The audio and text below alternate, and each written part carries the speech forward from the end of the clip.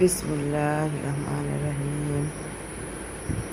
গোস্ত আমি আগে মশলাপাতি দিয়ে দিছি, পরে দিয়ে দিলাম একটু তেজপাতা।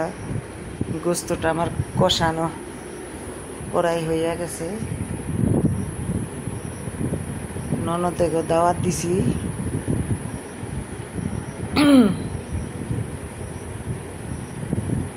এটা আবার রান্না করতেছি মুরগির রোস্ট। একটু একটু করে ভিডিও করছি। মেহমান আছে তো কথা বলা যায় না, আর ভিডিও করতেছি, এটি এরা বুঝতে পারে না, এই জন্য এদের সামনে ভিডিও করি নাই। গরুর গোস্তটা হয়ে গেছে। গরুর গোস্ত, মুরগির রোস্ট,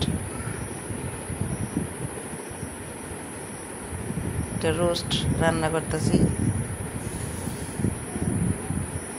দিয়ে দিছি আদা বাটা, তারপর হচ্ছে পেঁয়াজ, কাঁচামরিচ আলাম দিছি, হয়ে গেছে রোস্টটা। তারপর দিছি দুধ, একটু কাঁচা দুধ, তারপর মশলা, গরম মশলা।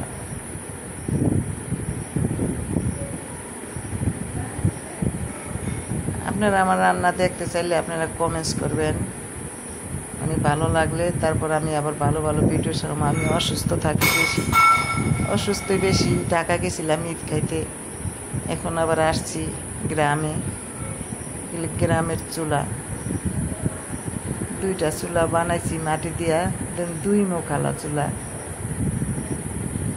এবার দিয়ে দিছি ডিম, 1 চোখায় ডিম, আর 1 চোখায় দিছি গরম পানি।